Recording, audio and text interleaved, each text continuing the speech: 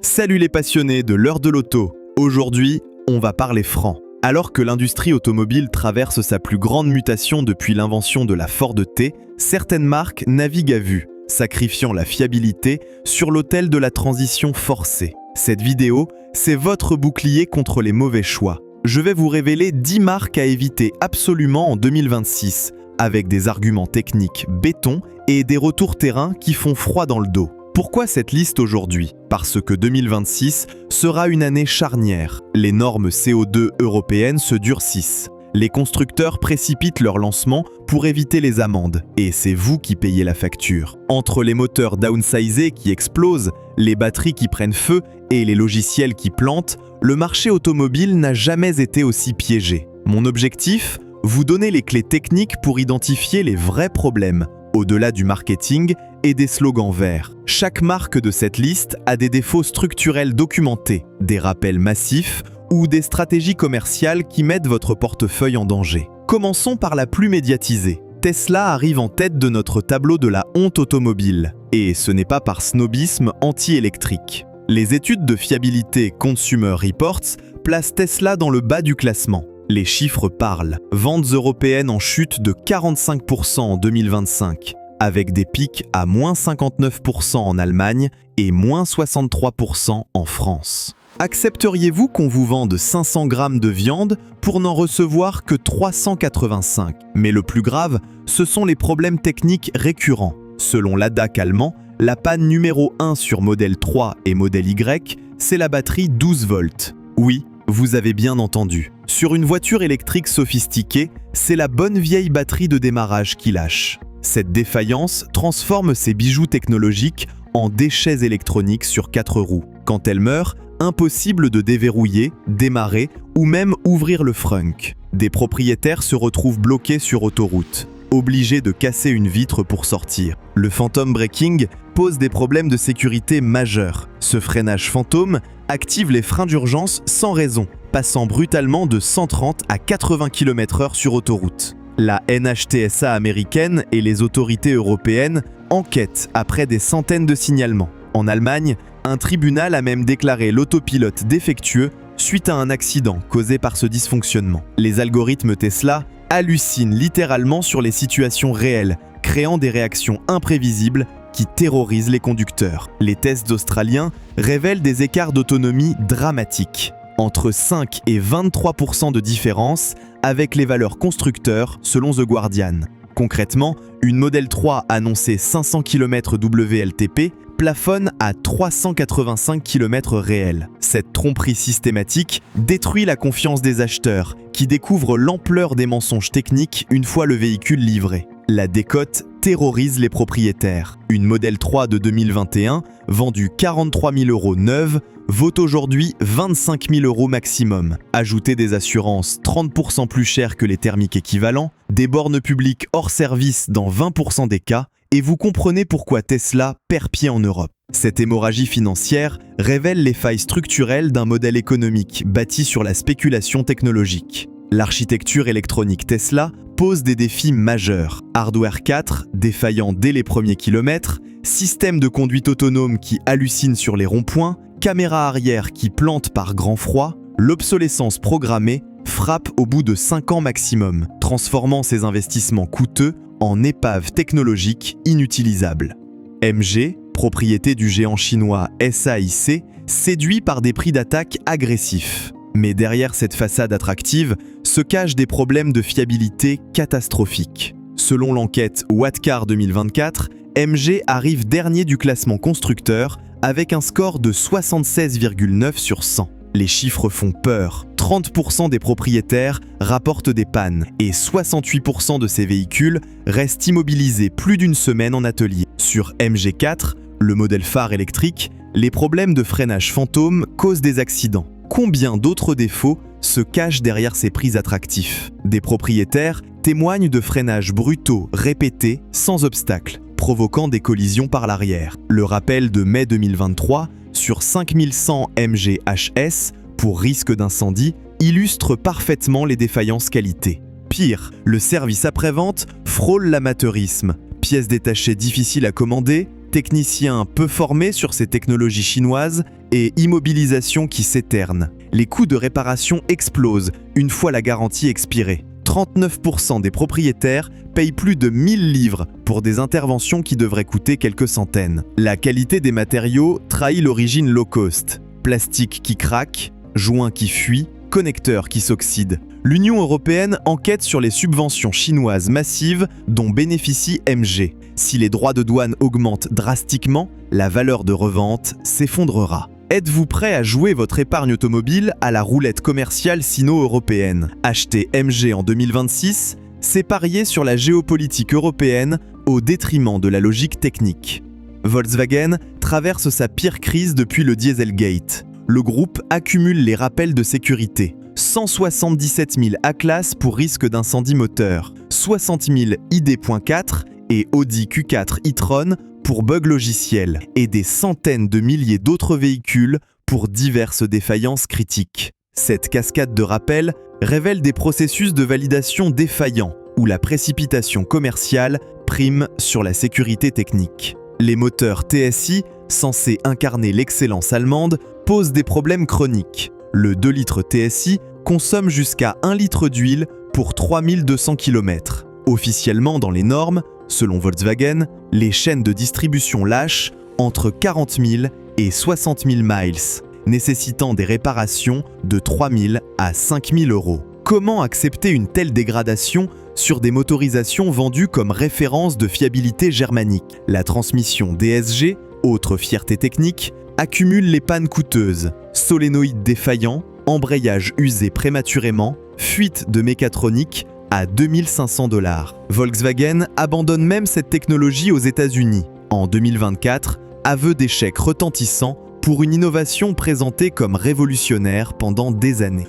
Sur l'électrique, c'est pire. L'ID.4 décroche le titre peu enviable de véhicule le moins fiable du marché américain selon Consumer Reports 2024. Batterie capricieuse, propulsion défaillante, freins hasardeux, recharge aléatoire. Quelle confiance avoir dans une production qui nécessite des rattrapages artisanaux sur des véhicules neufs? La débâcle financière suit. Quand un constructeur coupe massivement dans la recherche et développement et la qualité pour survivre, c'est le client qui trinque, avec des produits de moins en moins aboutis. Les logiciels Cariad incarnent l'amateurisme allemand face à l'électronique moderne. Bugs permanents, mises à jour qui échouent, interface lente comme des smartphones de 2010.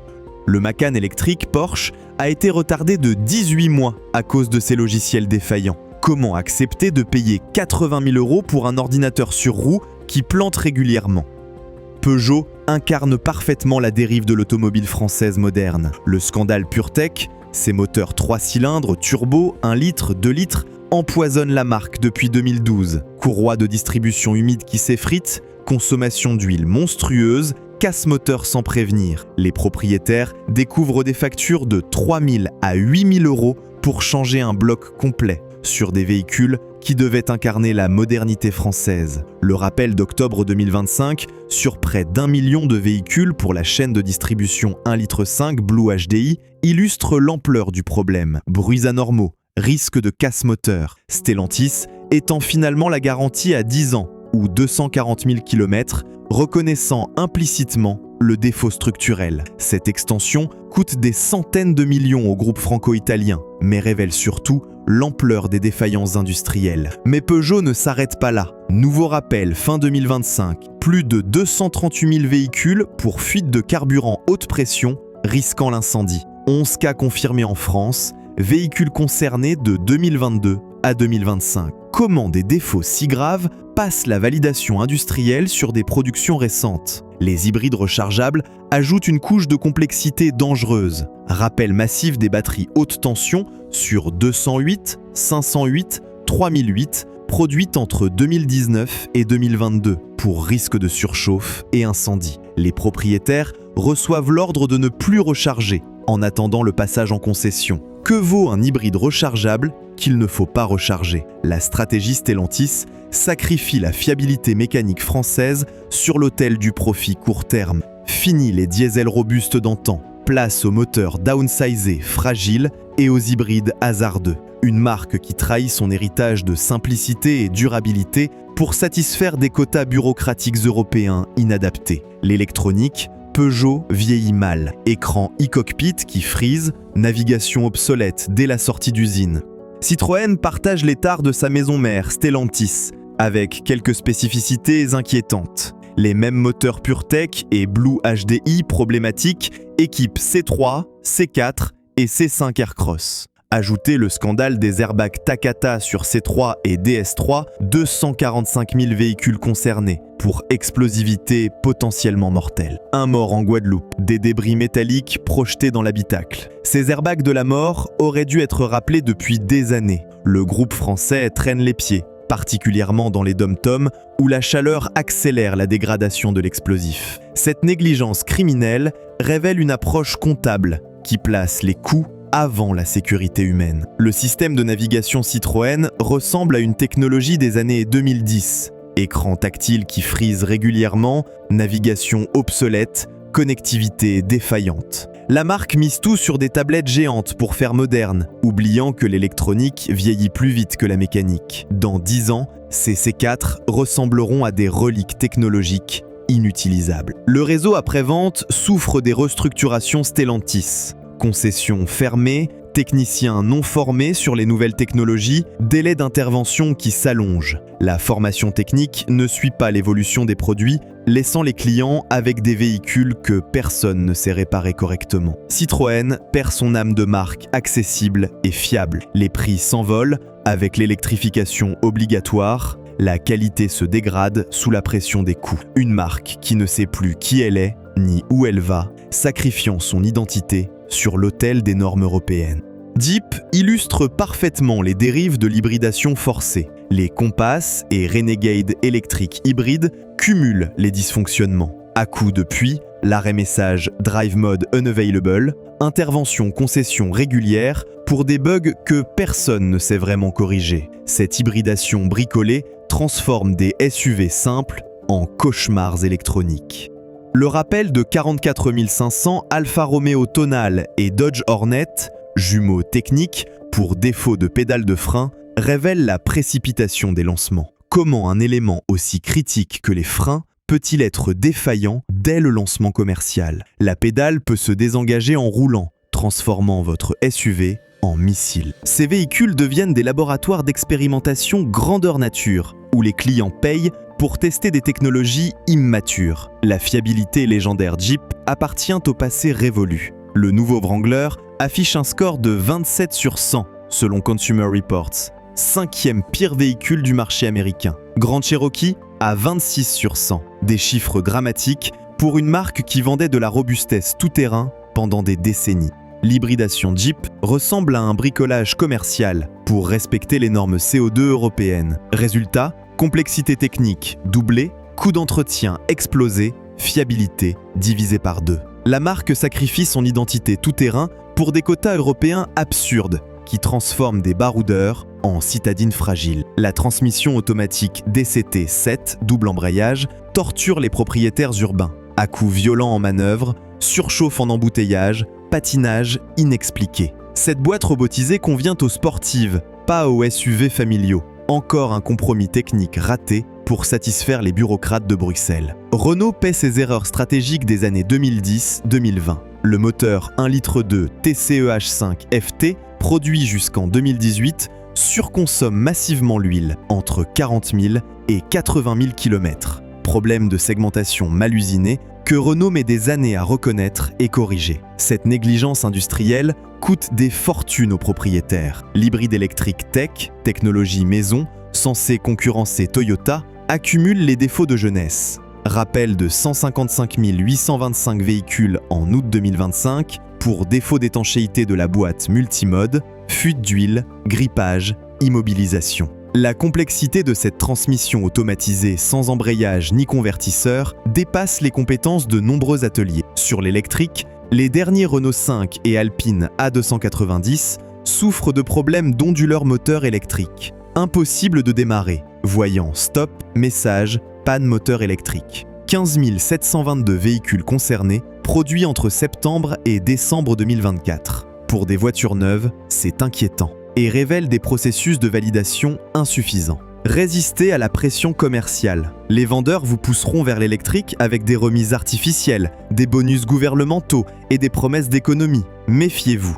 Ces incitations cachent souvent des défauts structurels. Une voiture vendue avec 10 000 € de bonus révèle généralement un problème commercial majeur. L'occasion devient le refuge de la fiabilité. Moteurs éprouvés, électronique simplifiée, coût d'entretien maîtrisé. Un diesel de 2015 en bon état vaut mieux qu'un hybride de 2025 bourré de bugs. La décote rapide des électriques prouve que le marché rejette ces technologies imposées par la force. Votre portefeuille et votre sécurité valent mieux que les dernières nouveautés connectées. Dans 10 ans, vous me remercierez d'avoir évité ces pièges technologiques et commerciaux. L'automobile, c'est d'abord une mécanique qui doit vous emmener du point A au point B sans tomber en panne. Le reste, c'est du gadget. Pensez-y avant votre prochain achat.